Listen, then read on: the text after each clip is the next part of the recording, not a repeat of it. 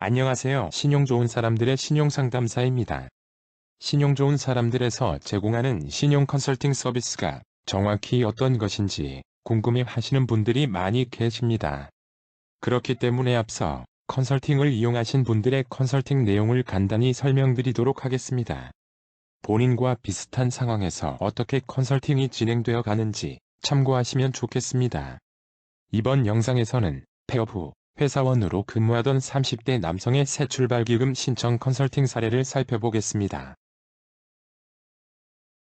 우선 상담인의 상황을 간략히 알아보겠습니다. 상담인은 현재 3개월 정도 연체된 상황으로 원금 9,600만원과 이자 400만원이 있어 총 채무액이 1억 원입니다.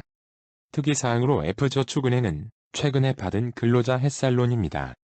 재산은 월세 보증금 3천만원이 있으며 월세는 70만원입니다. 상담인은 본인만 거주하고 있는 1인 가구입니다. 소득은 월 330만원이며 수원에 거주하고 있습니다. 컨설팅의 상담인이 문의한 사항을 알아보겠습니다. 상담인이 가장 중요하게 여기는 것은 채무감면입니다. 대부분의 채무가 과거 개인 사업을 운영할 때 발생한 채무이며 사업자 보증서 신용대출의 연체로 은행과 보증기관으로부터 심한 추심을 겪고 있습니다. 그렇기에 추심의 고통이 심하여 최대한 빠르게 추심을 중지시키길 희망하고 있습니다. 다만 폐업 후 최근에 취업하기 전까지 소득활동을 거의 하지 못하여서 연체가 지속될 수밖에 없었으며 현재는 취업을 하여 상환을 하고자 하나 이미 3개월가량 연체를 하였기에 모든 채무를 일시 상환해야 되는 상황에 이르렀습니다. 따라서 채무조정을 통해 이를 해결하고자 합니다. 상담인이 가장 중요하게 여기는 것인 채무감면에 가장 중점을 두어 채무조정을 선택하기로 하였습니다. 우선 상담인이 새 출발기금을 신청할 수 있는지 조건을 살펴보았습니다.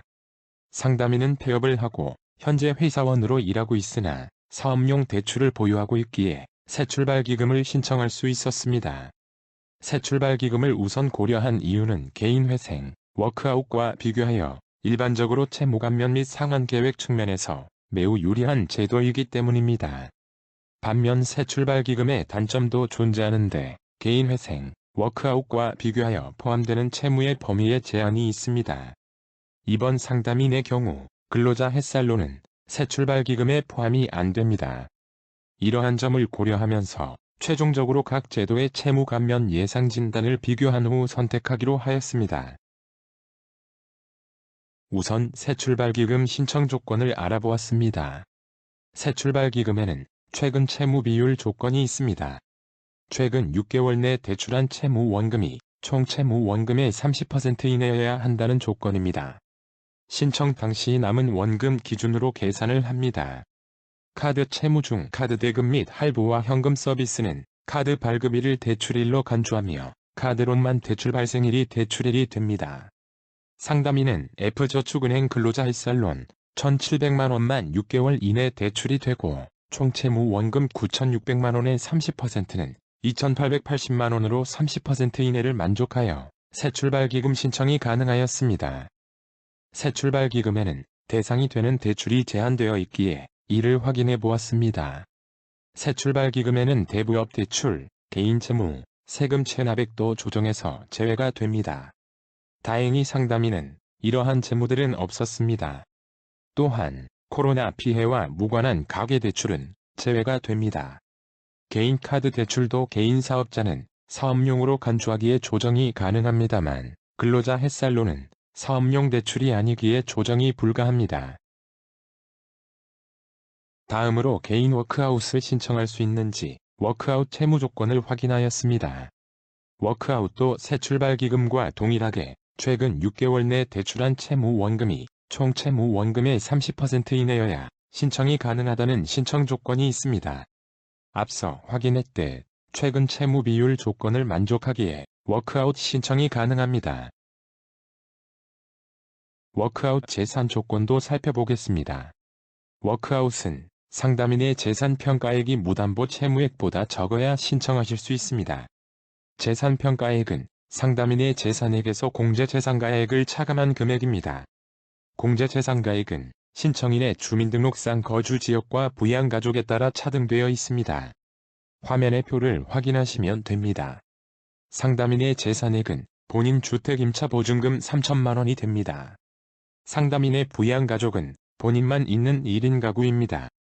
공제재산가액은 수원이 속한 과밀억제권역 1인 가구여서 1억 1,600만 원입니다.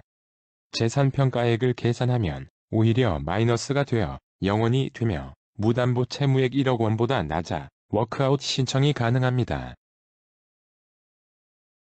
마지막으로 개인회생이 가능한지 조건을 확인해 보았습니다. 개인회생은 청산가치가 무담보 채무액보다 적어야 가능합니다. 또한 재산의 청산가치보다 개인회생의 총변제액이 많아야 합니다. 즉, 청산가치가 낮을수록 채무 감면이 많이 될 수 있습니다.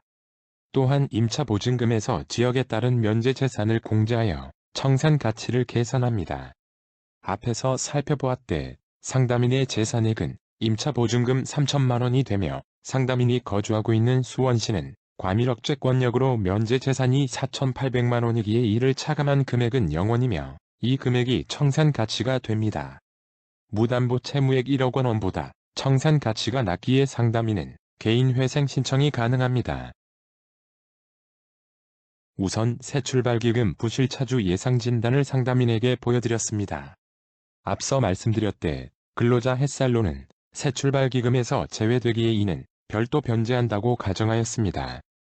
간략하게 부실차주의 새출발기금 채무조정 내용을 살펴보면 변제 기간이 최장 10년까지 연장될 수 있습니다. 이자 감면의 경우 이자 및 연체이자 모두 전액 감면이 됩니다. 원금 감면을 보면 부채에서 재산을 제외한 순부채에 대해서만 60에서 80%까지 차등 감면이 됩니다. 즉, 재산이 채무보다 많다면 원금 감면이 될 수 없다는 점은 유의하셔야 하겠습니다. 예상진단에는 원금 감면율을 70%로 가정하였고 상환 기간을 120개월로 선택하였습니다. 감면액 부분부터 살펴보겠습니다. 우선 부채 원금에서 재산을 차감한 순부채액을 계산해야 합니다. 새출발기금에서 신청인의 재산은 주택임차보증금 3천만 원입니다. 부채 원금은 햇살론을 제외하면 7,900만 원이고 부채 원금에서 재산액을 차감한 4,900만 원이 순부채액이 됩니다. 순부채의 감면 비율 70%를 적용하면 원금 감면액은 3,430만 원이 됩니다. 따라서 총변제액은 부채 원금 7,900만 원에서 원금 감면액 3,430만 원을 차감한 4,470만 원이 됩니다.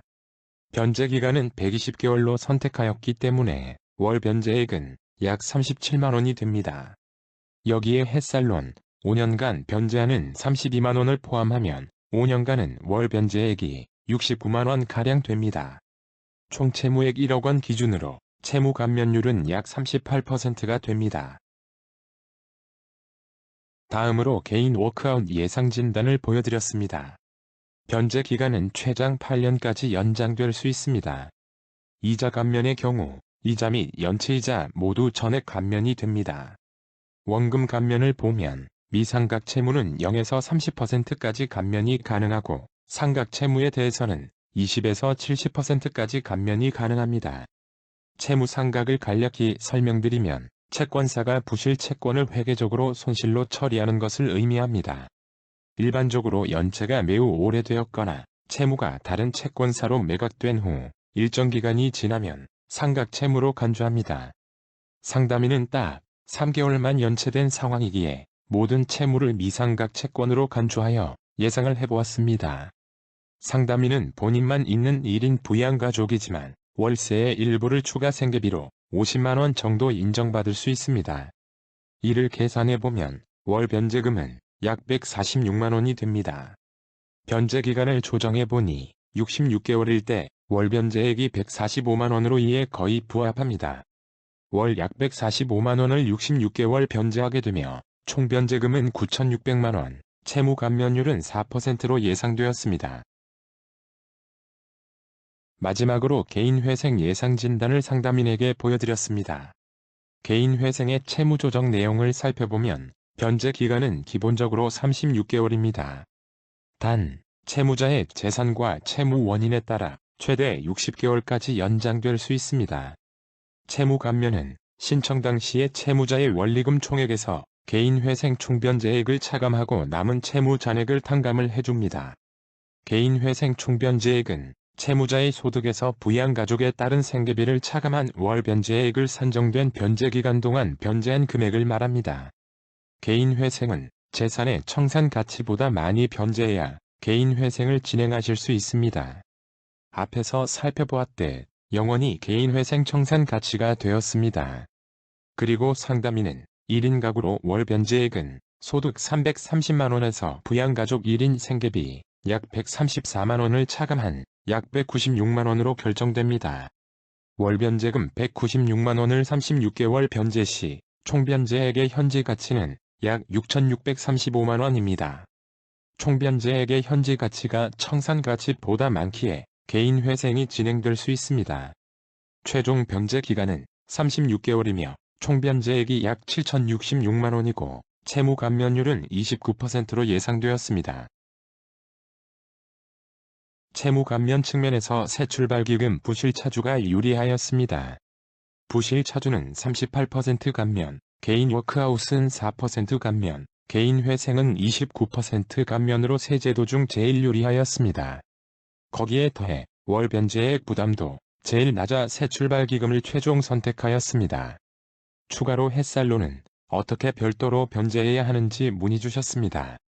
햇살론 채권사의 기한이익 상실 회복을 요청하여 분납을 하거나 별도로 개인 워크아웃을 신청하여 병행 진행하는 방법이 있다고 안내해드렸습니다.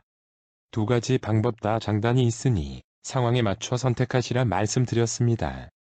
그리고 현재 근로자로 일하며 버는 소득이 새출발기금에 영향을 미칠 것인지도 걱정하셨습니다. 채무가 중도에 영향을 미쳐 원금 감면 수준이 조정될 수는 있으나 미비할 것으로 예상됩니다.